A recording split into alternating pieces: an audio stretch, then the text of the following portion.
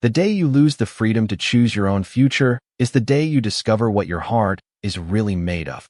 I used to believe those words belonged in movies, whispered by strangers who had survived impossible choices. Then they became my life. My name is Emily Carter, and 24 hours before I became the wife of Damian Moretti, I was just another architecture student trying to hold together a life that had been falling apart for years. My mornings began before sunrise with classes. My afternoons disappeared behind the counter of a small cafe in Brooklyn, and my nights ended in a cramped apartment where unpaid bills covered the kitchen table like unwanted decorations. My father always promised tomorrow would be different. Tomorrow he would find steady work.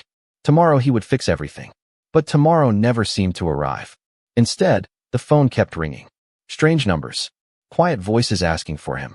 Every conversation ended the same way, with my father staring out the window as if he expected a storm to come walking down our street. That storm arrived on a cold Thursday evening. Rain slid down the apartment windows while I reheated leftover soup that neither of us really wanted.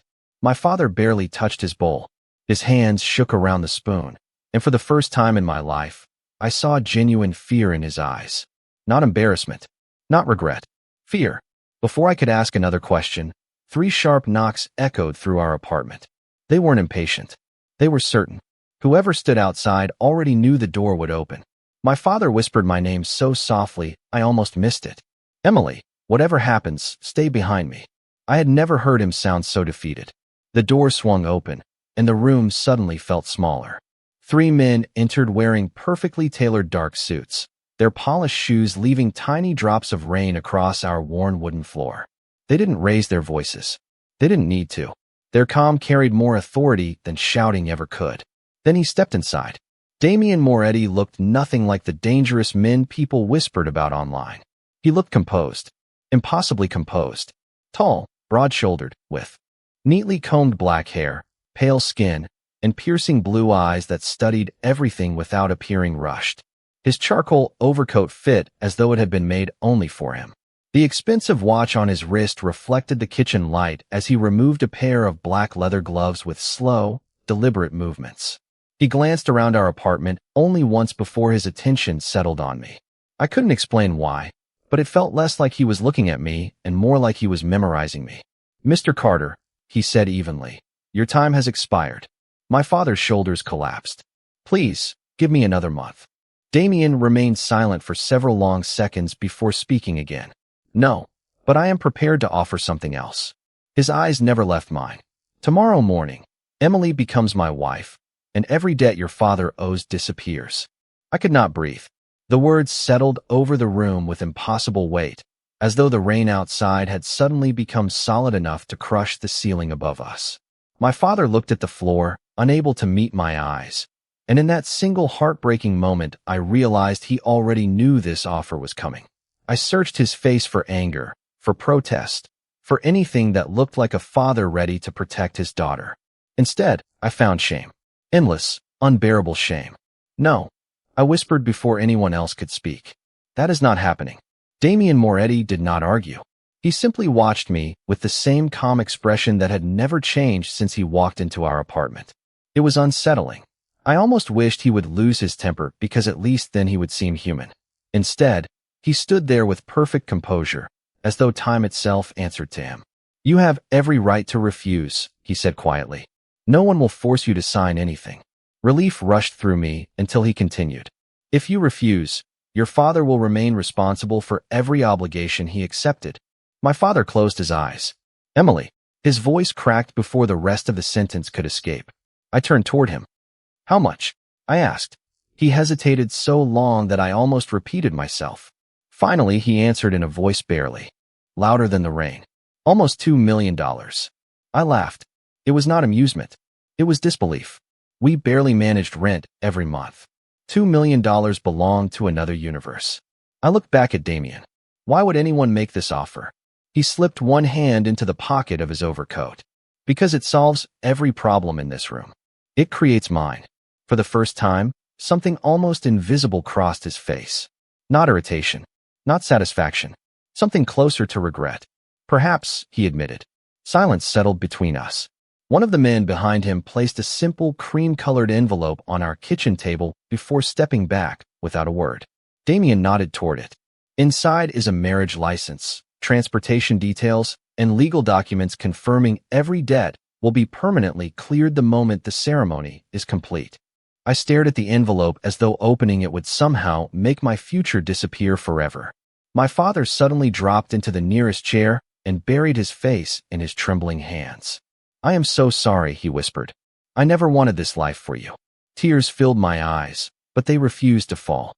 I had spent years cleaning up his mistakes, believing hard work could eventually rescue us. Now I understood that effort alone could not erase every consequence. Damien adjusted one cuff beneath his coat sleeve before walking toward the door. He paused only long enough to glance back at me. "A car will arrive at 9 o'clock tomorrow morning. Whether you enter it will always be your decision."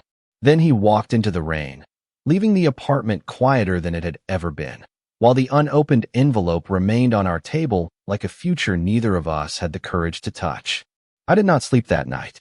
Every time I closed my eyes, I saw the cream-colored envelope waiting on our kitchen table, as though it already knew I would eventually open it. By sunrise, the rain had stopped, leaving Brooklyn wrapped in a gray silence that somehow felt heavier than the storm itself. My father had fallen asleep in his chair, exhaustion finally overcoming guilt. I covered him with an old blanket before quietly stepping into my bedroom. My closet held exactly one formal dress, a simple ivory dress I had bought 2 years earlier for a college scholarship banquet. I had imagined wearing it while celebrating the future I wanted to build. Instead, I stood in front of a cracked mirror wondering how the same dress could suddenly feel like a goodbye. At exactly 9 o'clock, a black sedan stopped outside our apartment building. It was so polished that it reflected the morning sky like dark glass. The driver stepped out, opened the rear door, and simply nodded. He never asked my name. He already knew who I was. My father met me at the doorway before I could leave. His eyes were red from crying. "You can still walk away," he whispered. I looked at him for several long seconds before forcing a small smile that neither of us believed. "If I walk away, you will spend the rest of your life trying to repay something impossible.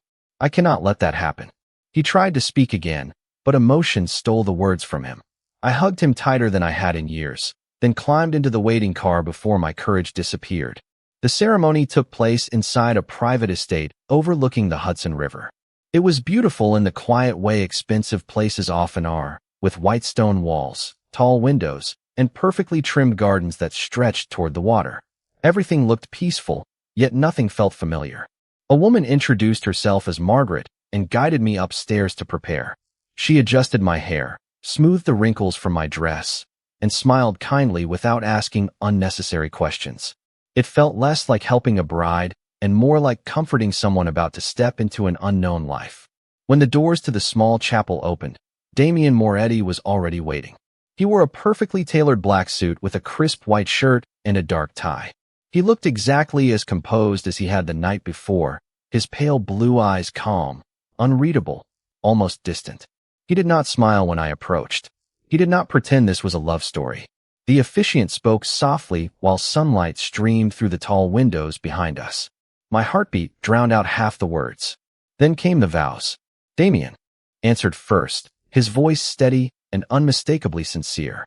When my turn arrived, I hesitated only briefly before speaking the required words. The moment the ceremony ended, the officiant declared us husband and wife. Damien looked at me for one quiet second before extending his hand with simple courtesy. "Mrs. Moretti," he said gently, "welcome home." I stared at his hand before accepting it, realizing with a strange ache that the place I had always called home was already becoming part of my past. I expected my new husband to lead me through a mansion filled with impossible luxury and impossible rules. Instead, Damien handed me complete silence. The drive from the chapel lasted nearly 40 minutes, winding through tree-lined roads until iron gates opened to reveal an estate that looked more like a historic American country manor than the fortress I had imagined. The house overlooked the Hudson River, its stone walls glowing beneath the afternoon sun, surrounded by gardens so carefully maintained that not even a single flower seemed out of place. As soon as our car stopped, several staff members appeared to welcome us. Every one of them greeted me with the same respectful words. Welcome home, Mrs. Moretti. Their voices were warm, their smiles genuine, yet the title still felt borrowed, as though it belonged to someone else. Damien led me inside without rushing. The marble floors reflected sunlight pouring through enormous windows, and the quiet elegance of the house surprised me. There were no loud displays of wealth, only timeless furniture, bookshelves stretching from floor to ceiling, paintings that looked centuries old, and fresh flowers arranged throughout the halls. It felt lived in rather than displayed. Margaret, the woman who had helped me before the ceremony, escorted me upstairs to a bedroom larger than our entire apartment back in Brooklyn. She opened the double doors with a gentle smile. "This is your suite." I looked around in disbelief. A fireplace stood opposite the bed. French doors opened onto a private balcony overlooking the river. A walk-in closet already contained clothing in my size, arranged neatly beside unopened boxes of shoes and coats. "I cannot accept all of this," I said quietly. Margaret only smiled. "Mr. Moretti anticipated you might say that." Before I could ask another question, Damien appeared at the open doorway. He had already removed his suit jacket, leaving only a crisp white shirt with the sleeves neatly buttoned. "Margaret," he said calmly, "please give us a moment." As soon as the door closed behind her, the room became almost unnaturally quiet. Damien remained several feet away, careful to leave space between us. "There are 3 rules," he said. "First, this room belongs entirely to you. No one enters without your permission, including me. Second, you are free to study, work remotely, or continue your education. Nothing about your future ends here. Third, if you wish to visit your father, transportation will always be available. You only need to ask." I stared at him, completely confused. "What is the catch?" He looked toward the balcony for a brief moment before answering. "You may not leave the estate alone until I know it is safe." "Safe from what?" His expression remained unreadable.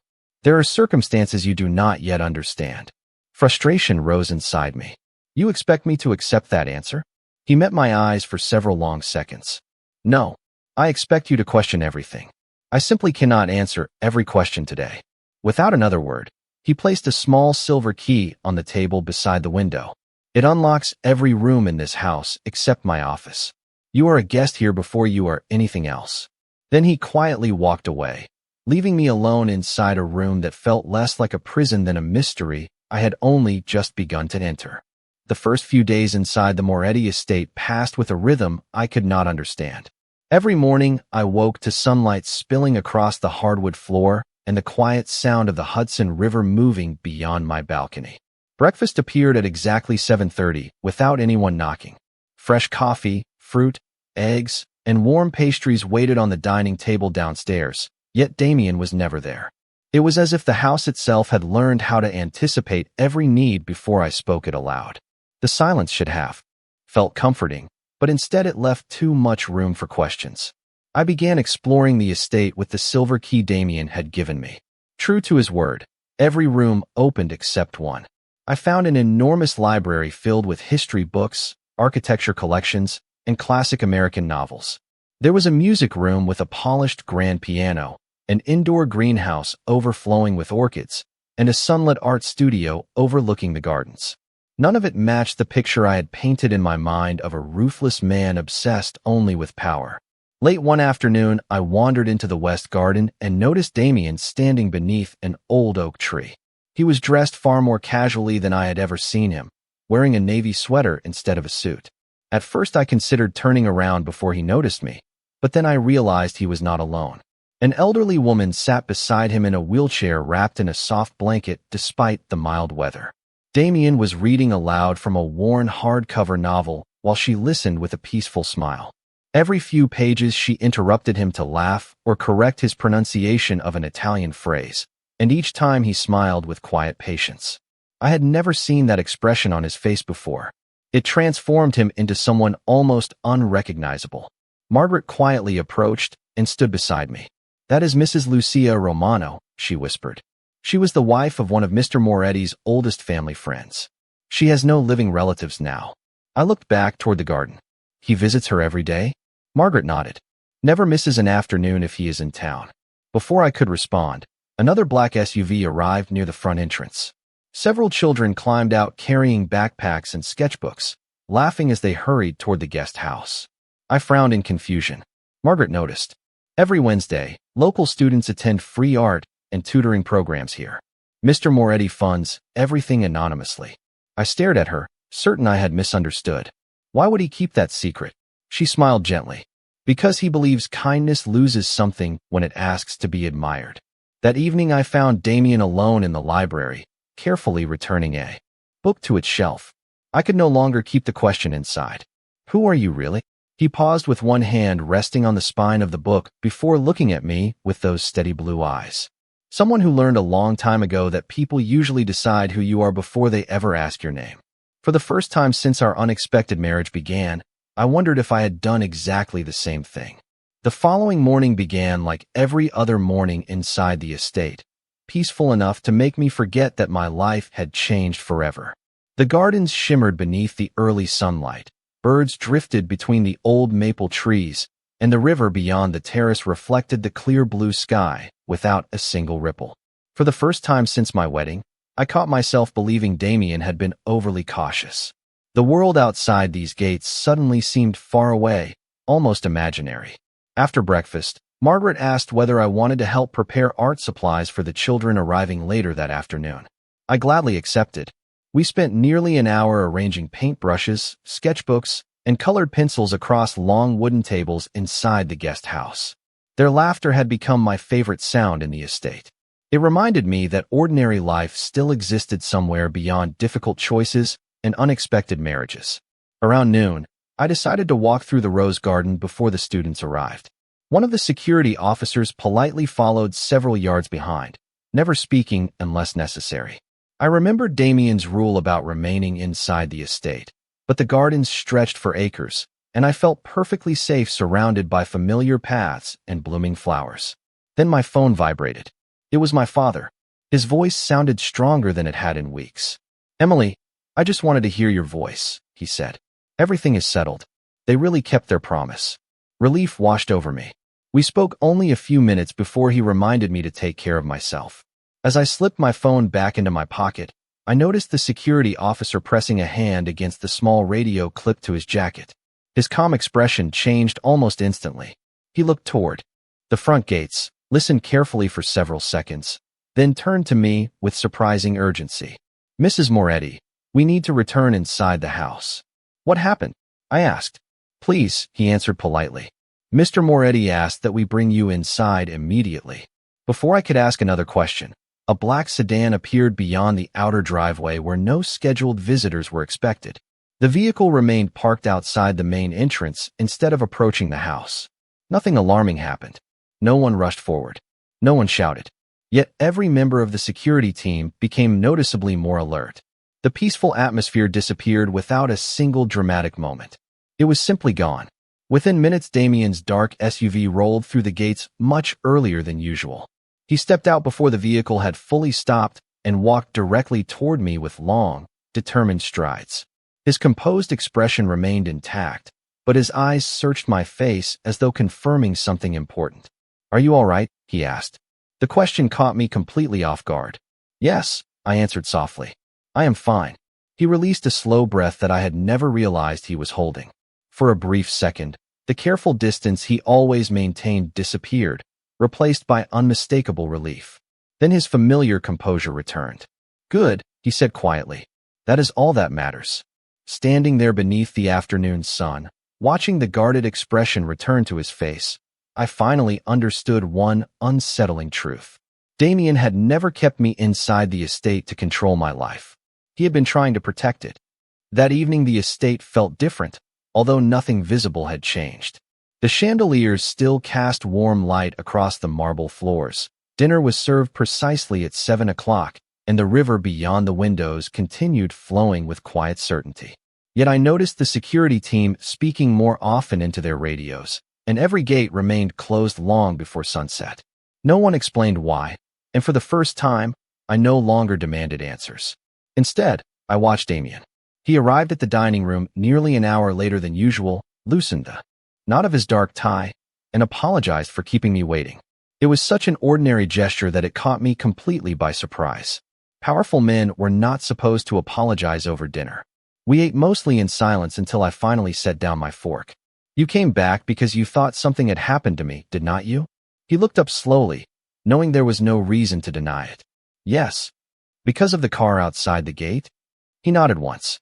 It belonged to people I prefer to keep far away from this house. I searched his face for the cold, unreadable man I had married only days earlier, but all I found was someone carrying responsibilities that seemed heavier than anyone should bear alone. You could have told me, I said quietly. I could have. His voice remained calm. But fear grows larger when it is shared without purpose. I wanted you to have at least a few peaceful days before reality reached this house. After dinner, I wandered into the library, unable to stop thinking about his words. The door to his office was slightly open for the first time. I had no intention of entering, but as I passed, I noticed Damien standing beside the large window overlooking the river. His jacket rested across a chair, and the sleeves of his white shirt were rolled neatly to his forearms. He looked tired in a way I had never seen before. Not physically exhausted, but emotionally alone. He turned when he heard my footsteps. You are still awake. So are you. A faint smile appeared for only a second. Occupational habit. I stepped into the room, stopping near the doorway. May I ask you something? Always. I hesitated, choosing my words carefully. Do you ever stop carrying everyone else's problems? He looked toward the dark water outside before answering. If I do, someone else pays the price. The honesty of that sentence settled between us. There was no attempt to impress me, no dramatic speech, only quiet truth. Without thinking, I walked to the side table where a fresh pot of coffee sat untouched. I poured a cup and placed it beside him. You forgot to drink this. He looked at the cup, then at me, as though no one had ever noticed something so small before. Thank you, Emily. It was the first time he had spoken my name instead of calling me Mrs. Moretti. Something inside me softened in a way I had not expected. Neither of us moved for several quiet seconds. Outside, the lights along the river shimmered beneath the night sky, and inside that silent office I realized the greatest distance between two people is not measured in miles. It is measured in the words they are too afraid to say. And somehow, without either of us noticing, that distance had already begun to disappear. The next morning the estate awakened beneath a blanket of silver fog drifting across the Hudson River, softening every outline until the world looked as though it had been painted in watercolor. I stood on the balcony with a cup of coffee warming my hands, replaying every conversation I had shared with Damien over the past week. The fear I had carried into this marriage was no longer the same fear. It had become curiosity, and curiosity had quietly begun to resemble trust. Later that afternoon, Margaret asked if I could help organize several old storage rooms before a charity fundraiser scheduled for the following weekend. Grateful for something ordinary to do, I followed her into a quiet wing of the house I had never visited before. Dust floated through beams of afternoon sunlight as we opened cabinets filled with family photographs, antique books, and carefully labeled boxes. Margaret was called away after only a few minutes, leaving me alone among shelves that seemed untouched for years. While searching for empty picture frames, I noticed a weathered wooden chest tucked beneath an old desk. It was unlocked. Inside were neatly arranged journals, yellowed newspaper clippings, and dozens of photographs. One photograph immediately caught my attention. It showed a teenage boy sitting alone on a park bench, wearing a dark hoodie and staring toward the ground. His features were younger, but there was no mistaking those pale blue eyes. It was Damien. My heart skipped as I turned the picture over. Written on the back in careful handwriting were the words, Riverside Park, October 14th. Beneath the photograph rested a folded newspaper article about a charity event held nearly 10 years earlier. As I unfolded the fragile paper, a smaller picture slipped onto the floor. It showed a teenage girl kneeling beside someone who had collapsed on a park pathway, while several people gathered nearby. The image was grainy, but the girl's face looked strangely familiar. My pulse quickened. I picked up the photograph and stared at it for several long seconds before recognition struck me with startling clarity. The girl was me. Suddenly memories I had not visited in years rushed back. I had been 16, volunteering during a community food drive with my high school. I remembered noticing a young man sitting alone near the river, looking exhausted and completely isolated. Everyone else had hurried past him. I had simply offered him a bottle of water and a sandwich from my own lunch because he looked like someone who needed kindness more than questions. We barely exchanged a few words before I returned to the event. I had forgotten about that afternoon almost immediately afterward, but someone else had not. A quiet voice behind me broke the silence. I wondered when you would find that box. I turned slowly to see Damien standing in the doorway. He looked at the old photographs with an expression I had never seen before, one filled not with authority, but with quiet gratitude. I lifted the picture in my trembling hand. That was me, I whispered. He nodded once, his eyes never leaving mine. Yes, Emily. Long before you became my wife, you became the one person who reminded me that kindness could still exist when I had almost stopped believing in it. For a long time, neither of us spoke. The old photograph rested between my fingers while 10 years of forgotten memories quietly settled into place. I remembered the chilly October breeze, the paper bag holding my lunch, and the young man whose tired eyes had carried more loneliness than I understood at 16. I had offered him food because it felt like the smallest thing any decent person should do. I never asked his name. I never expected to see him again. Yet somehow that ordinary afternoon had followed both of us into the future. Damien stepped farther into the room, stopping at a respectful distance exactly as he always had. You probably believed you forgot that day, he said softly. I tried to forget it too. Not because it was unimportant, but because it reminded me of the person I wanted to become before life convinced me otherwise. I lowered the photograph and searched his face. For the first time since we met, there were no walls left behind his calm expression. So you recognized me? I asked. He nodded. The moment I saw you standing beside your father, I struggled to understand everything at once. Then the marriage was never really about the debt. The debt was real, he answered honestly, but I could have solved it 100 different ways.